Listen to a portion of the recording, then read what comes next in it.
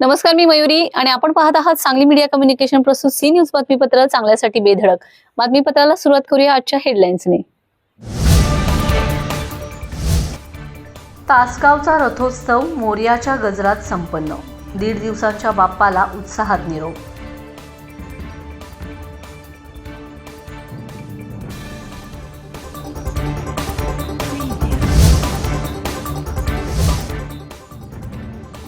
पृथ्वीराज पाटील विरुद्ध जयश्री पाटील हा घरातला वाद कसा मिटणार? C News special report.